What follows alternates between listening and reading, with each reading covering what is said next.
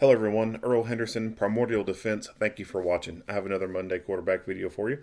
I'm going to play the entirety of this video without any interruptions, and then I'll go back and talk about things that are going on, to better explain what's going on, and talk about things that I think that were done right and or done wrong. Without further ado, here we go.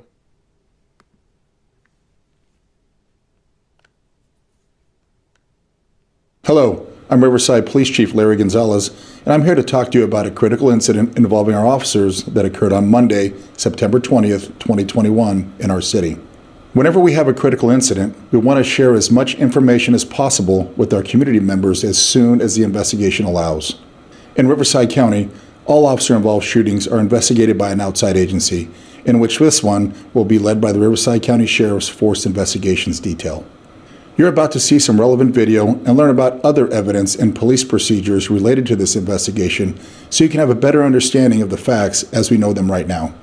As a warning, some viewers may find portions of this video disturbing, and it is not suitable for children or those with sensitive needs.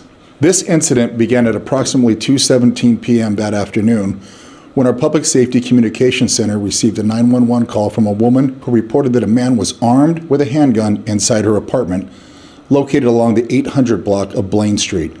The woman gave our dispatch a description of the armed man and claimed she did not know him. She also seemed evasive with the dispatcher before the call was suddenly disconnected. Right now, 911 was you know how they tell me this. West Blaine apartment. There's a boy in here with a gun in my house. Okay, do you know this individual? No, How did they get in your house? I don't know. He just walked up in here. You don't know him at all, ma'am? No. Okay, a description of him. White, black, Hispanic, Asian? Black, white shirt, black pants, black socks, black shoes. You said white male? White. About how old does he look? About 29. Okay, is he tall, short, heavy, thin? Like medium. Okay, what color shirt is he wearing? White. White t-shirt? What color pants or shorts? Black. Pants or shorts? Short. Okay, and what kind of gun is it? I'm not sure. I think it's like a handgun. Okay, what color? I'm not sure what color it is. Did you But see I know it? he Or? got a black backpack on him. Yeah, I did. Okay, so what color was it when you saw it?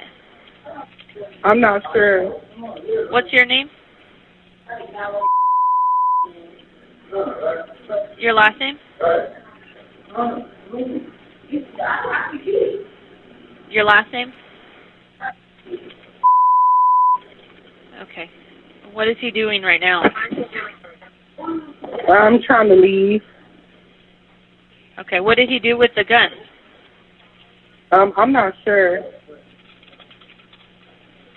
Did he come in threatening you guys with it, or what did he do? Because it sounds quite strange that someone just walked into your apartment, you don't know him, and he has a gun.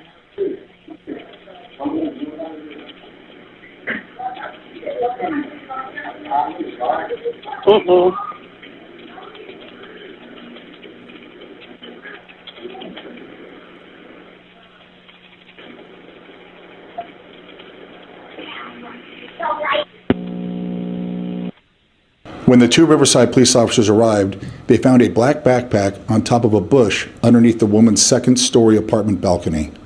Inside the backpack was a loaded Taurus .357 Magnum revolver. As a reminder, body-worn video cameras are commonly worn at the chest level and capture a general perspective of line of sight from that angle. The angles of the videos you are about to view are not necessarily the full perspective of what the officers saw at the time of the incident. Additionally, since the woman was a victim of domestic violence, her identity is not being disclosed in this video. I thought it was this one. It said that. Unless it goes up to the third story. Oh, right there, dude. I don't know. There is?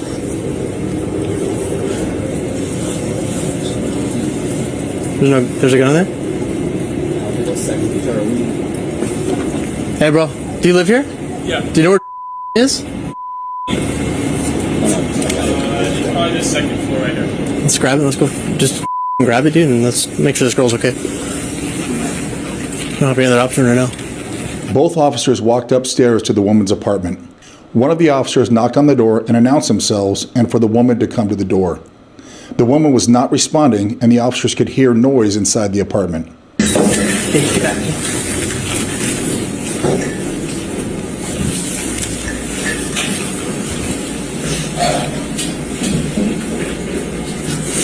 Ready?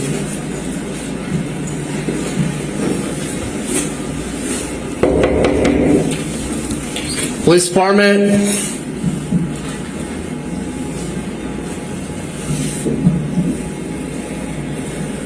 We're going to boot this door. We're going to boot this door. You want to? That's you. Police department, come to the door. Noise in there. Huh? And there's noise in there. Where was that kid that went this way coming from? Was he coming from upstairs? Yeah.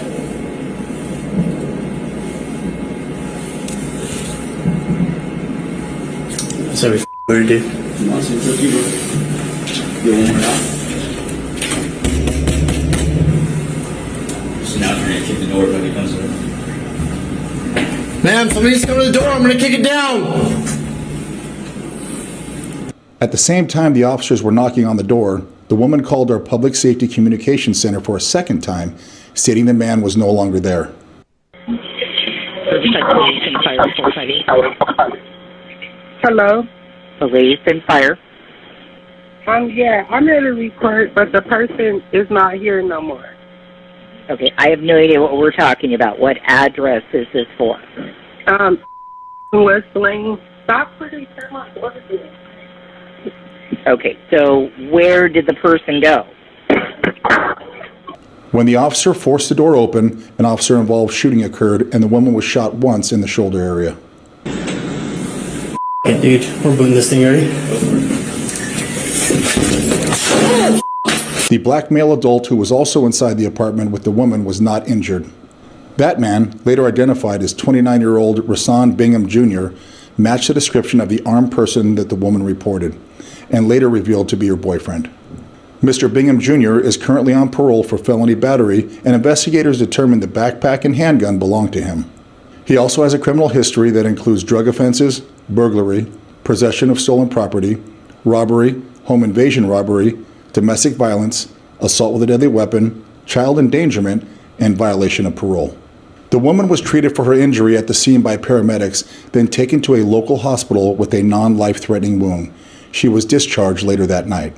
Later, investigators learned that Mr. Bingham Jr. had physically restrained the woman to prevent her from answering the door when the officers knocked. He held onto her clothing and told her not to answer the door, then finally let her go as the knocking got louder.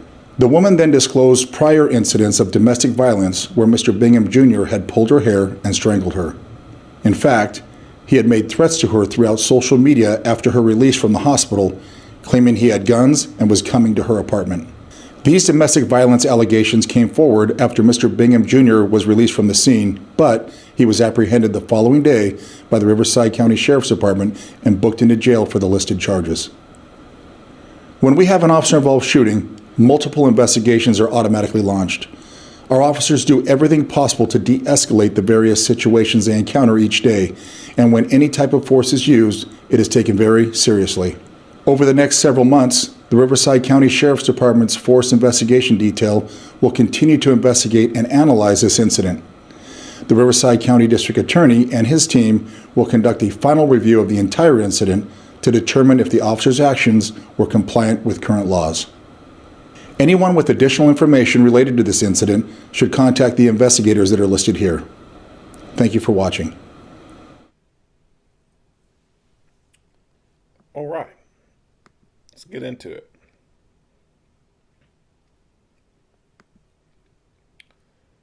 So the 911 call itself is weird.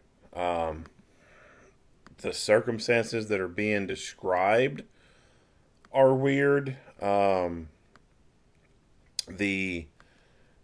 way she's talking is kind of weird. I mean, just calling in and saying, yeah, there's a guy came in my house. He's got a gun. Like, that's odd. you would expect a person to have a little bit more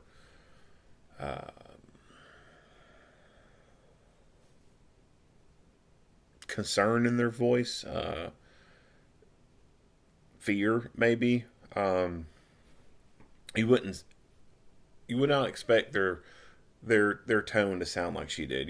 You would expect to maybe hear a little bit more sense of urgency in their voice, a little scaredness, whatever. So the nature of the call is weird, plus her tone is weird, and then how she's just somewhat evasive in why they're talking, and then just hangs up. With the way things are going in this country, with people trying to ambush the police and stuff like that, this could have been a situation like that. Someone trying to make something up to get the police to come out there. And I, after listening to that call, would have initially thought that. I would have thought something was super weird and that this was a potential setup. And because of that, I would have had called back and tried to make contact and have that person come out of the apartment to come talk to officers versus officers going to the apartment. But obviously it was not an ambush set up, but just the way things were said and everything, that's what I initially would have thought. And because of that, I would have tried to have had dispatchers make contact back with her and have her come out of the apartment. That way you're not walking into the kill zone. I'll back this up even more. So I like how these officers are approaching with their guns out. At least this one is approaching with his gun out. I don't know about the other officer and if he had his gun out or not, but this one does. I like that. They're going to a call that is involving a person with a gun. And he is prepared. He's got his gun out. Even though they have not got to the apartment yet, haven't gotten into it, he's got it out and he's prepared. Because this could be a weird potential ambush kind of thing. You got what looks like an opening for a top breezeway. Someone could have been hanging out there and decided to swing out and start shooting. So, situation like this where it's a weird call, you need to have the gun out. Especially when it's a call reported to involve a gun. I personally would like to have seen them with rifles out. And anytime there's a call involving guns or deadly weapons, then officers need to be getting out with their rifles out. If you are going to a call involving a gun, then there is a potential for a gunfight to happen. And if you're going to a call that has the potential for a gunfight to happen, it is best to go with a rifle. What would you rather go to a gunfight with? A rifle or a pistol? I don't know about you, but I want a rifle. I want a rifle, and I want friends with rifles to go with me. That's an issue all across this nation. Officers are just not utilizing rifles as much as they should, and that needs to change. There are too many videos I see where officers are going to calls where there's a reported gun involved, and all they get out with is a pistol. You are walking into a potential gunfight. You need to bring a rifle. A rifle cartridge will outperform a pistol cartridge any day of the week. No argument, no contest there. Rifle cartridges are devastating, and you typically need fewer rifle cartridges against a person to incapacitate them than you do pistol cartridges. Now you can drop a person with a pistol, but you for sure have to be making good hits with that pistol to get an incapacitation. Rifle, yes, you still need to be making good hits, But a rifle is so freaking devastating, it will stop people a lot faster than a pistol will.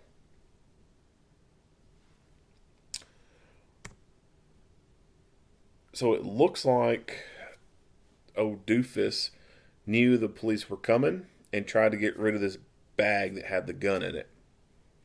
However, he was stupid and couldn't dispose of the bag any better. If he was hanging out the window or something like that, he could have at least swung it closer to the wall over here to have this bag fall in between the wall and the bushes.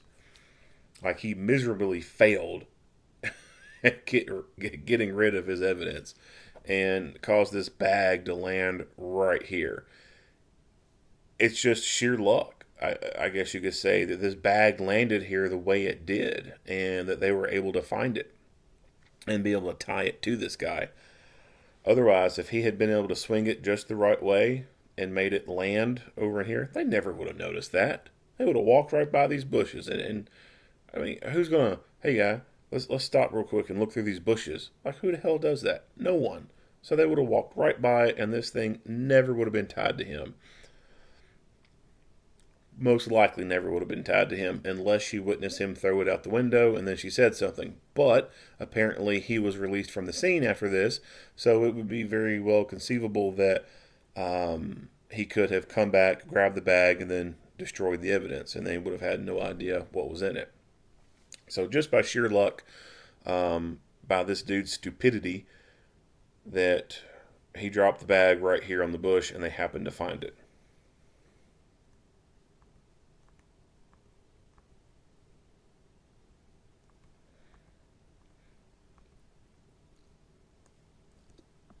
Inside the apartment.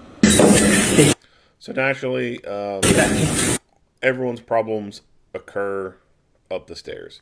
Like, why can't it be people who are on the first floor? It's always above the first floor that all these problems arrive, or that all these problems arise from. So the setup here kind of really sucks. It does. This hallway right here, it's kind of a fatal funnel, I guess you could say. The little cutout over here in the door that leads to, or the cutout in the wall that leads to another apartment door, that's the only place that he can stand. There's not another spot over here. It's just bare wall. Noise inside the apartment.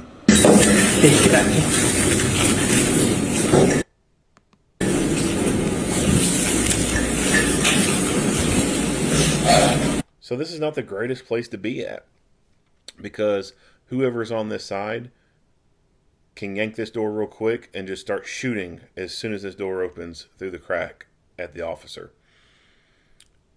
If the officer had the ability to be on this side of the door, it would have been a little bit better. Because if a person on this side is wanting to come out shooting, then typically untrained people are going to be leading with the gun first, and that would be something the officer would be able to observe, detect, and be able to act on. Versus from this opening right here, all they got to do is jerk the door open and start shooting. Don't have to stick the gun out the door frame and start shooting. They just jerk the door open and start shooting.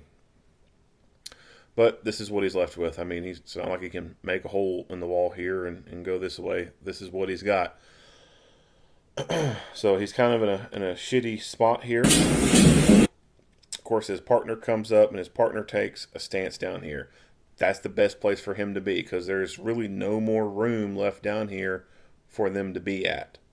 Highly doubt that this thing's going to open. In fact, it looks like there's probably a keypad or something right here used to control this door or secure it. If not, then, maybe opening this door and seeing how deep it goes into could have been an option.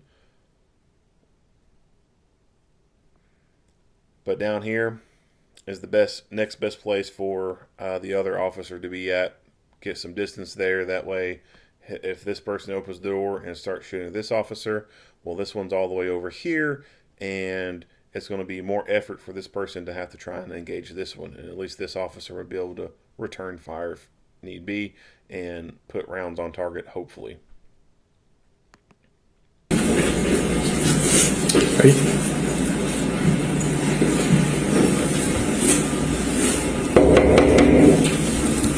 Police department.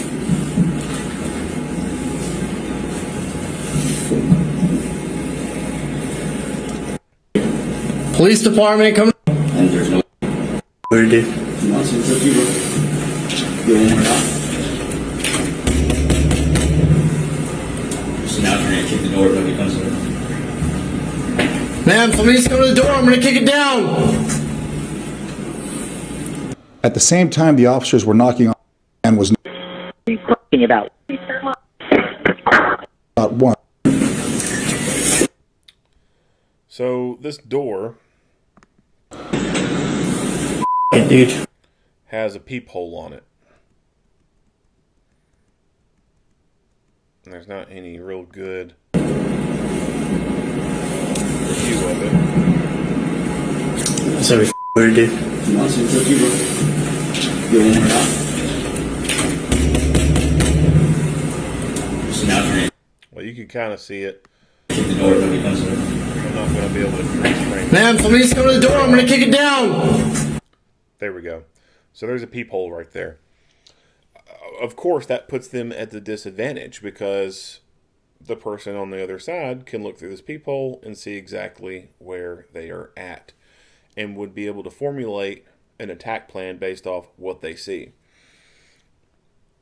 Anytime that I had to go to an apartment and there was a peephole there, I would stand on, after getting up there, I'd stand on one side of the door and I would knock on that door, and then I would hold my light up, the end of my light, and just hold it up over the peephole. That way, if they decided to look out, they wouldn't see anything. They would just see darkness, and they wouldn't know how many people were out there or where they were at. I have also used my light to shine at the peephole. That way, when they look out, all they see is bright light. Those have been a couple of tactics that I've liked to use to kind of prevent people from being able to look out and see exactly how many people are out there or where they're exactly at. You know, you could also, and the feasibility of this, like the easiness of it, the being able to remember to grab it and whatnot, but you could, if you wanted to, possibly get some stickers, like little round stickers, kind of like little pasties like you would put on targets after shooting them. Get some of those pasty stickers, or get some little round like merchandise stickers, like what you would stick on merchandise and write a price on or something. You can get a little pad of those, and keep them in the car. If you got like a little seat organizer thing or whatever, keep them in there, and you go to an apartment, then to grab that and put it in your pocket, so that when you come across the door, you can put a sticker over the peephole. Again, like I said, that one might be a little what's the word I'm looking for? I wouldn't say difficult, but it may be something that may be getting a little bit hard, getting used to, getting in the habit of remembering to grab this thing, because the likelihood of you carrying little stickers in your pocket all day is, unless you're going to apartment complexes all day, then it might work, but carrying stickers around in your pocket all day doesn't seem like the greatest idea. So that's why I said, like a little seat organizer thing, or a little console thing, keep them in there, and then when you get to the apartment, you can get them out before you get out of the car, and then when you get to the door, you just put a sticker over the peephole. But personally, I've always just used my flashlight, the body of the flashlight, the tail cap. I'd knock on the door, and I would just kind of reach out and hold that thing over the peephole, or depending on where I was positioned at, because of the apartment door, I'd shine the light directly at the peephole to prevent people from being able to look out and see what's exactly going on. I never bought one, but there are peephole reverse imagers that you can get. So it's basically this little tiny device with mirrors in it, and you can hold it up to a peephole and look in it, and it reverses the image. You can see through the other side of the door. Kind of cool. Like I said, I never bought one, but those things exist, and that could be something you could add to your kit so that when you respond to an apartment complex and you get up there before ever knocking on the door, you could utilize that reverse peephole thing and see what's going on inside before you ever knock on the door. But they knock on this door multiple times, nothing's going on. Of course, unknown to them, this dude's standing on the other side. So I would suspect that this dude was probably looking out through this hole, watching them the entire time. If not the entire time, then at least taking some glances through the peephole and seeing what they were doing. And if he had that gun still with him and was making plans in his head to fight if they came in, or to just start ambushing them, him being able to see them and knowing what they're doing would have given him that tactical advantage. Which is why I've always, like I said, covered the peephole in some way or shined a bright light at it to prevent people from getting that advantage. There are Ring doorbells now, and so those are kind of like a peephole in a way, more of a digital style peephole, I guess you could say. Those could also present some issues with people trying to being able to use that against you. Same thing with the Ring bells. You can just shine a bright flashlight at them, and because they're a camera, the bright flashlight is obviously just going to cause it to flare out, and whoever's trying to look through the screen, they're not going to see anything at all. So the best way to defeat the Ring cameras is just shine a bright light at them. Just the same as like someone trying to hold their cell phone up and record you. And I've done that several times before. Someone holding their cell phone up and just acting stupid and making accusations and saying, you know how they are, and just hold the cell phone up and want to record. I can record if I want to, blah blah blah. I'll just shine the light at him, and the light causes the camera to flare out, and all the screen sees is just whiteness. That's it. So Ring doorbells, just shine a bright light at them. That way it causes the camera to flare out, and they won't be able to see anything.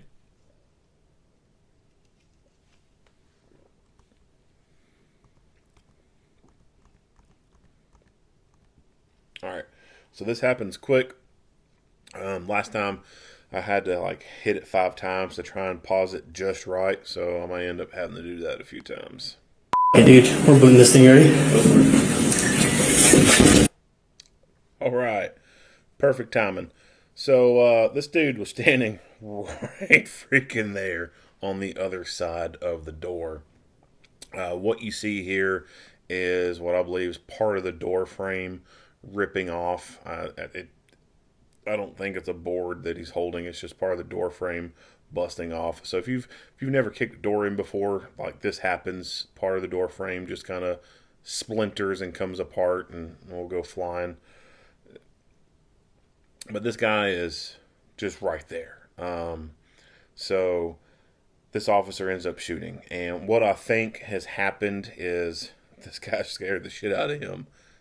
I mean, this officer, he was not expecting someone to be there. I mean, think about it for yourself. You go to kick this door in, and then boom, there's a person right there. Like that would be like some haunted house kind of shit. You open the door, and then bam, someone's right there. I mean, that's going to startle you. That's going to scare you. And so Like I said, I think that this officer kicked this door and then boom, dude's right there, and he just literally scared the shit out of him. And the officer fired out of fear. Unfortunately, he missed. And the round hit the woman. And so now the woman is a two-time victim. One, she's been victimized by this guy, and then two, she's been victimized by the police. And she's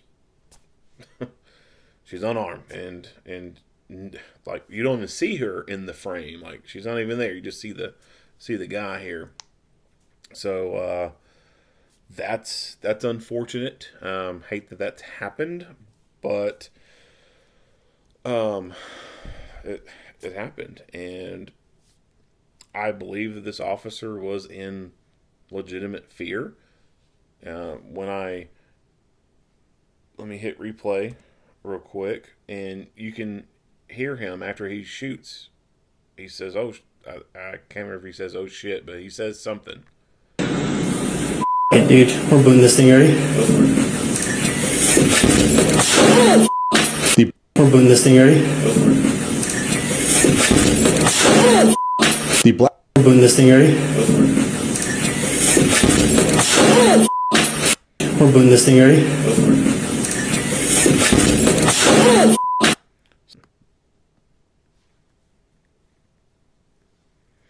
So how he juts back real quick and he says, "Oh, he's legitimately scared." We're booting this thing already.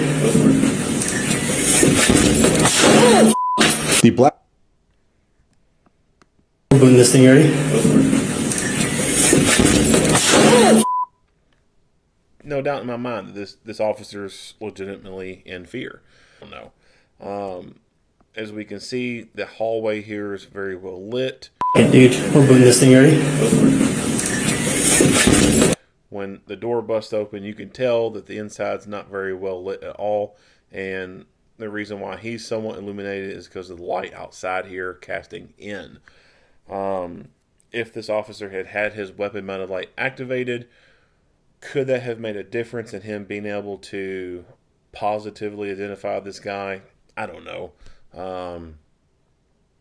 I think that even with a light turned on, shining a bunch of bright light in there, I think that this is a possibility that this could have still happened, that him kicking this door open and then a freaking figure standing right there after it comes open, just scaring the shit out of him. Like I said, think of a haunted house. I mean, you go around a corner or go through this door and then boom, there's a person right there. Like, you're going to be startled.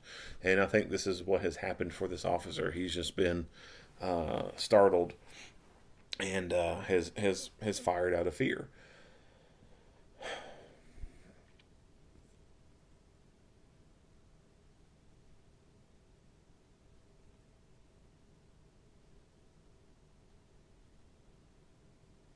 Could having dispatch call her back and have her come outside have made things different?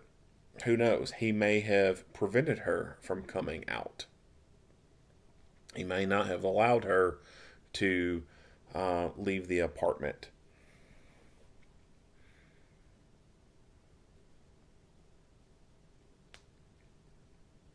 Could they have left and not kicked the door in at all? Yeah, they could have said, you know what, no one's coming to the door. Unfounded. Let's go. What if he would have grabbed the knife and then killed her? Because he does have a felony background to him. He's obviously been involved in domestic assault. Lots of women end up being killed by their boyfriends and husbands. Could he have just went ahead and got so pissed off that the police came there and that he came so close to going to jail and then decided to take it out on her, go get the kitchen knife and slit her throat and kill her? Yeah, that's possible. Could he have gone outside? Well, they found his bag, but if he had not had his bag land there the way it did, could he have went out and retrieved his gun and came back up there and shot and killed her? Certainly.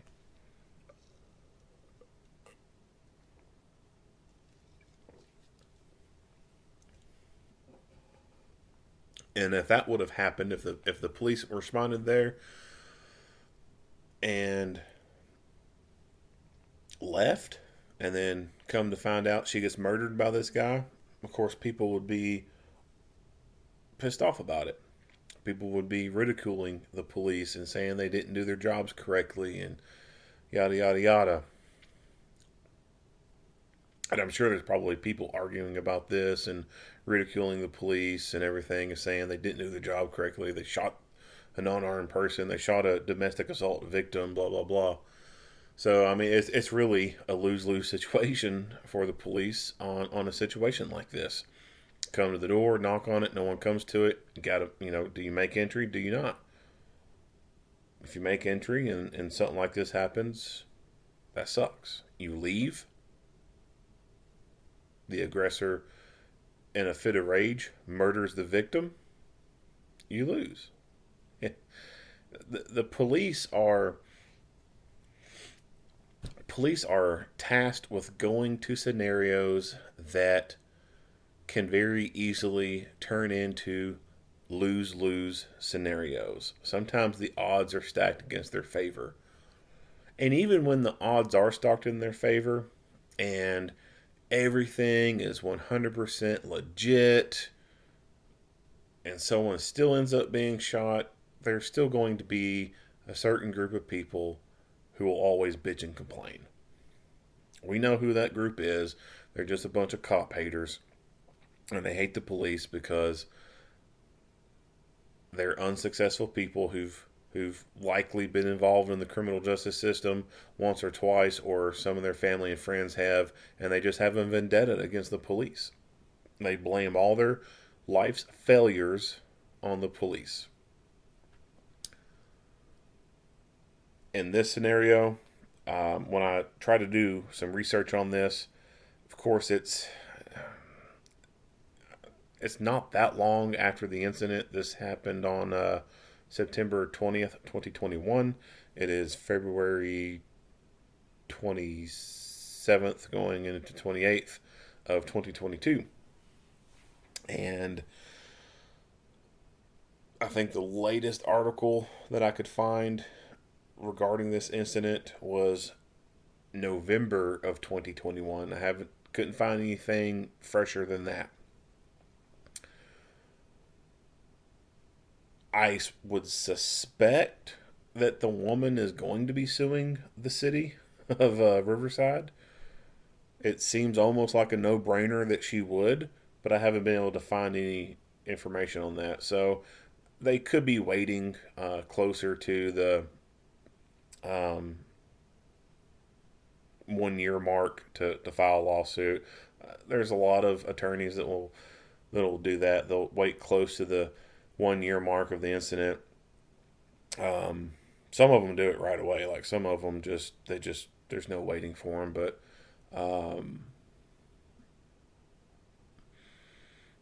sometimes there's a length of time before lawsuits are filed. And like I said, it seems almost like a no-brainer that she's probably going to file a lawsuit against the city.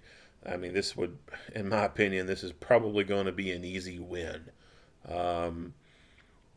for her.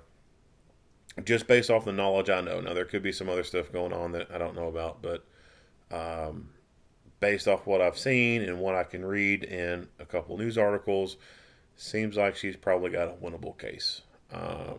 And I would suspect that the city of Riverside would settle with her before trying to get it to go to court. And that could also be why there isn't an article about this. They could have already gone through the court process and then did a settlement, and then as part of the settlement has some rules or something saying that need to maintain confidentiality, can't do any press releases on it, can't disclose certain information, can't disclose how much the settlement was for, etc. And that's typical. That happens a lot with legal stuff on the civil side. A lot of times they'll have non-disclosure agreements and stuff like that set in place where people just can't talk about it. And the records are sealed, so you can't even go request from the clerk to get the files relating to that case because they're sealed. So that's a possibility. She could have already sued and then got a quick settlement out of it, and it was so quick to happen, and there was no court reporters there to figure anything out. Or she could be waiting and could file suit, later this year in 2022. Either way, like I said, it's almost a guarantee she's going to get something out of this. She's the one who called 911. She's the domestic victim, and she unfortunately got shot by, I wouldn't even say mistake. It's not like the officer shot at her. I feel that the officer was shooting at him, and he missed, obviously, and then she was accidentally hit. So this is, probably one of the only very few times that, police are wrongfully shooting.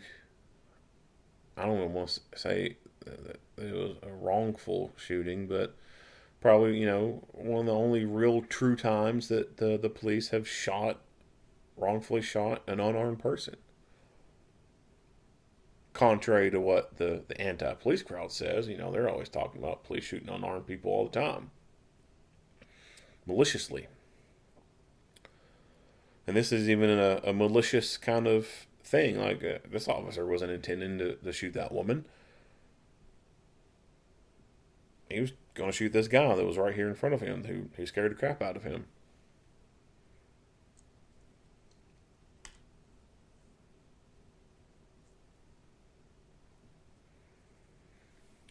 Not much else to say on this video. There is. Let's go look at this. On parole for felony battery. On parole for felony battery. And drug-related offenses, burglary, possession of stolen property, robbery, home invasion robbery, domestic violence, assault with deadly weapon, child endangerment, and violating parole. So he's violated parole before, and now he's on parole again for felony battery. This is a sign that the criminal justice system is failing. The courts are failing society. Why is this guy out? Why is this shithead out on parole so that he can go and victimize another person? There's no need for this guy with this background to be on parole. And on top of his background here, he got violation of parole. The woman was treated for her. She was restrained the woman to prevent her from evidence of the fact he had gone to Mr. Bingham Jr. Sheriff's Department and. So from this incident, false imprisonment, dissuading or intimidating a witness, criminal threats, weapons violations, and of course he's got his violation of parole out of this. So this would be, I guess, the second time that he has violated a parole, because the other page showed that he had a prior parole violation.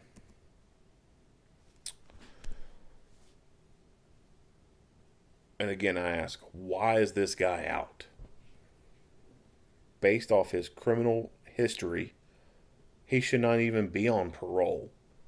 Whatever final sentence they gave him, how many years they said they was going to give him for this felony battery conviction, he should have been serving all of that. This dude has obviously already had multiple second chances. How many second chances are you going to give a person?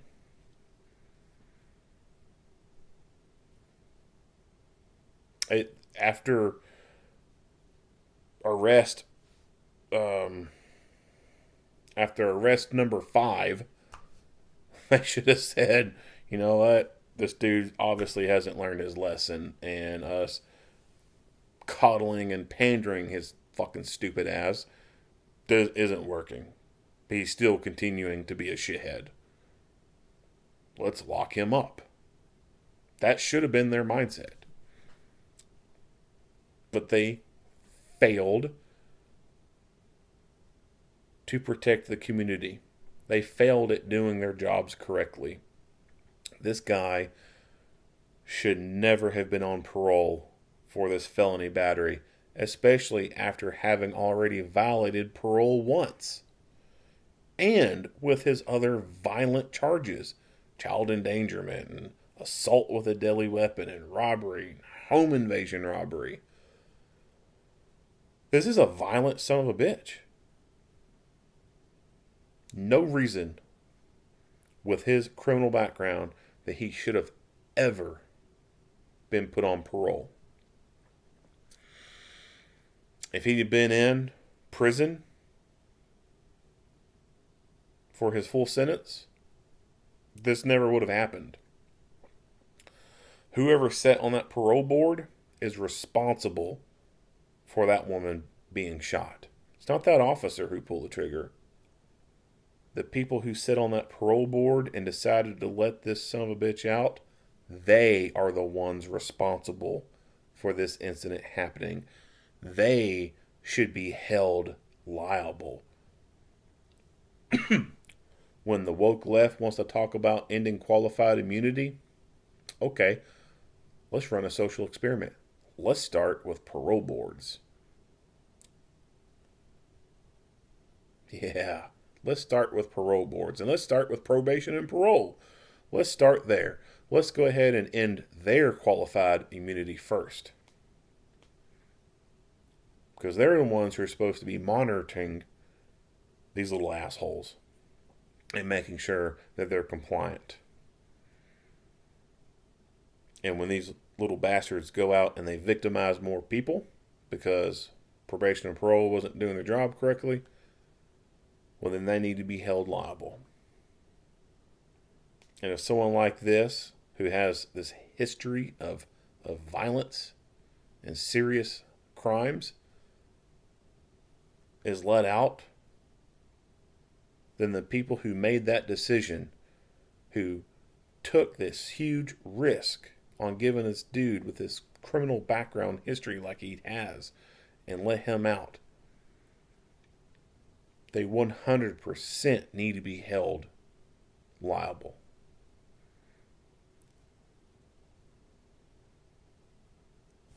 This guy is not the only person in this equation who is a clear and present danger to society. He is not the only person who is putting the public at risk. The other people in this equation who are just as dangerous as him is the people who sit on that parole board. They are the ones who are the clear and present danger to society.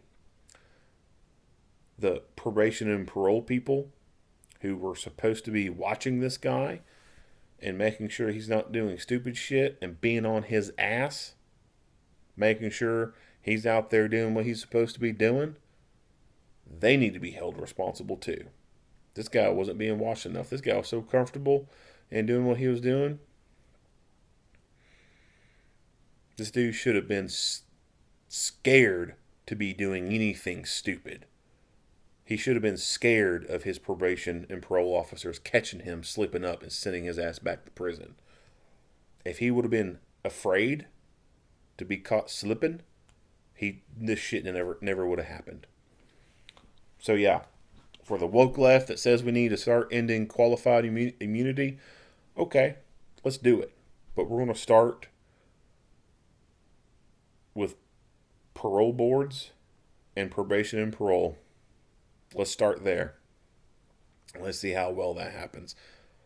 And in fact, I think that would work out super great. I really do. I think that would probably be the best thing for this society, is to remove qualified immunity for parole boards and probation and parole.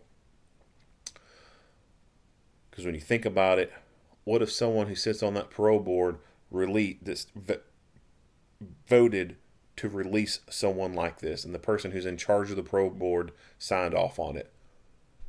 Okay, yeah, this I don't know how to pronounce his name. Resan. Yeah, let's go ahead and release him out to society with his, hold on, let me look here, all drug offenses, burglary, possession of stolen property, robbery, home invasion, robbery, domestic violence, assault with a deadly weapon, child endangerment. Oh, he violated parole once before. Huh. Yeah, you know what? I think this guy needs to be released. Let's go ahead and, here's the paperwork. Yep, let's go ahead and let him out. That person, if they were sued and lost every fucking thing they ever worked for and lost their job as a result, then the next person who came in to take that role would remember that. They would remember that the person they replaced had their ass sued off and lost everything. And they would start thinking smartly. And when someone would bring paperwork before them to say, hey, let's release this Mr. Bingham guy with all these charges, they're going to fucking think twice. They're going to say, oh, hold up there, guy. This dude's a risk. We don't need to be putting him in for parole. Nope, denied. And when that starts happening all across the board, and these violent offenders are staying in prison, our streets are going to be more safe. This country is headed in the wrong direction. This country is headed for some dark times. This country needs to get hard on crime again. This country needs to make criminals fear the criminal justice system again. Criminals need to be afraid. Criminals don't care about the criminal justice system anymore. It's a joke. It is a circus. Go in there, getting reduced bonds, getting sweet plea deals, having their super serious charges amended down so that they won't be doing 20 years. Instead, they'll just do 5. Go into the prison, get to have access to sodas and chips and candy bars and noodles and pepperoni and cheese sticks, and there's all kinds of stuff. Hell, they can practically got a freaking convenience store available to them. Have all the sweets and candies and stuff they want. And if they want tobacco, they get tobacco. If they want drugs, they're going to get drugs. If they want a cell phone, they're going to get a cell phone. They can get someone to smuggle that in. And hell, if they don't even get someone to smuggle them a cell phone, some prisons are giving them smart devices. They're giving them tablets. The prison itself is giving these inmates tablets. Prisons have become fucking country clubs. They coddle and pander them so that they don't have to deal with their little outbursts. So when they do go to prison for a few years, it's a cakewalk. There's no suffering in prison.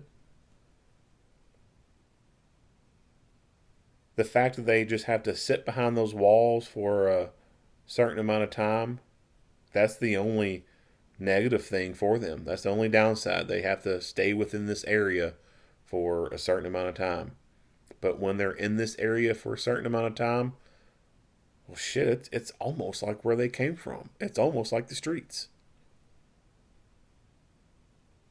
They can still gamble, they can still do drugs, they still drink, get drunk.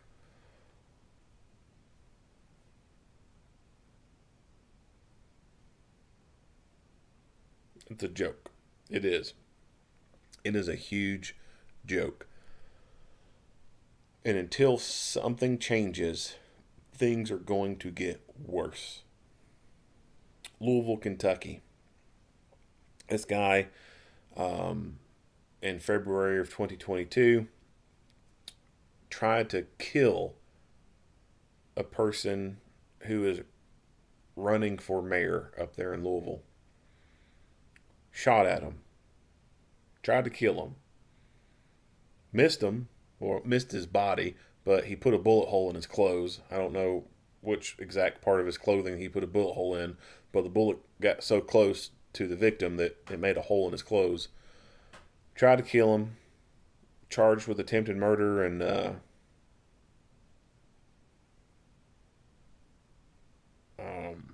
some wanton endangerments. A small, measly $100,000 bond that was paid for by a bond project group, basically a BLM group. Paid his bond, released within a few days. I don't know if it was a few days. It might have been just a couple days. Certainly less than a week. I'm pretty confident it was the time frame. Released back out.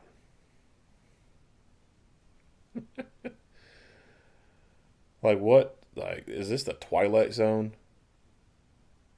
How are people attempting to kill other people and getting caught and being released from jail within a short amount of time? Like, how is that happening? That should not be happening at all. New York with their bail reform. Crock of shit. The crime rate is so rampant in New York. The crime rate is so rampant in Chicago and all these other metropolitan areas. People were living in fear in these big cities. It was just, hell, February 27th, today, got an Amber Alert from Louisville, Kentucky. This dude went and shot and killed this woman, shot a 10-year-old boy in the hand, and then kidnapped the boy. And this guy has serious charges, very violent offender. But he's on probation and parole. He's on the watch. But he went out and did all this. If that dude would have been locked up, that wouldn't have happened. That woman wouldn't have died. That kid wouldn't have to watch the woman die. His own mother die in front of him. A little 10-year-old kid getting shot. Like, how fucking traumatizing is that for a little kid? To one, watch their mother get shot and killed, and then two, get shot themselves. And it wasn't even too long before that another news article out of there, a little 5-year-old getting shot. Excuse me. It's just the crime in some of these cities. It's out there. I mean, it is rampant.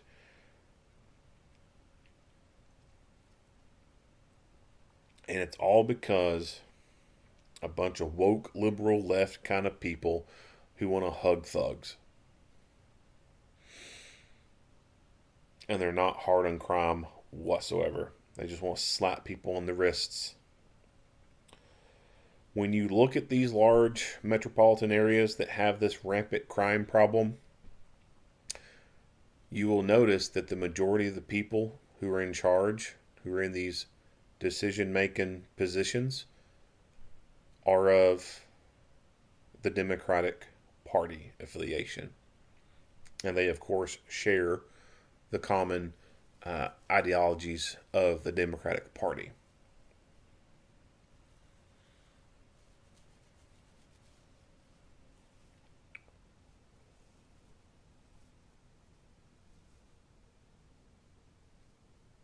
If there was a push to start getting hard on crime again, it's not going to be an overnight thing.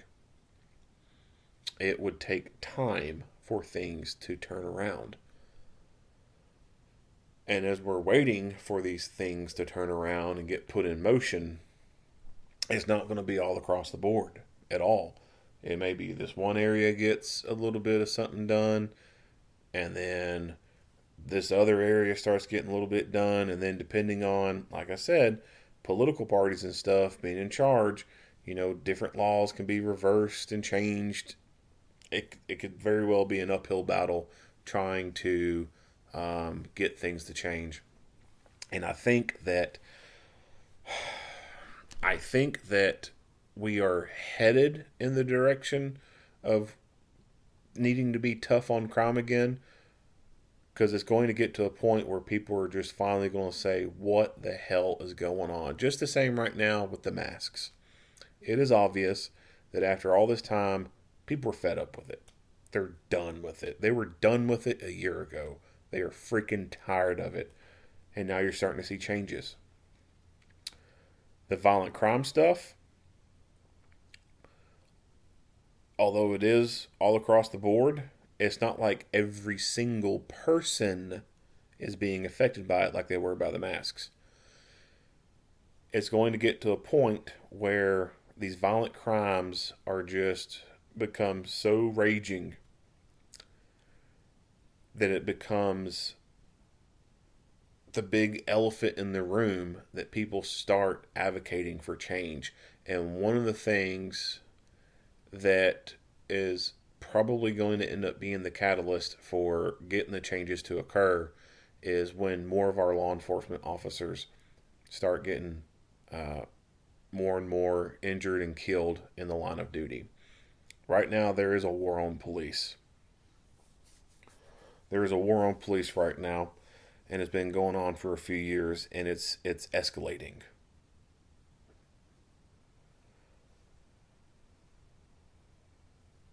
If you look back to Obama, when all this crap started going on, until now, you're going to see it steadily rising. Steadily rising. And it's going to get to the point where we're going to have, to me, right now, it's too many officers dying in the line of duty. Too many officers being injured and shot in the line of duty. But for general public, it's going to get to the point where even they say, well, this is too much. Like, there's too many cops dying. There's too many cops being shot at. We have to do something. That needs to be happening right now. Like, people need to be recognizing, hey, there's some fucked up shit going on. Like, we got to do something. We got to stop this.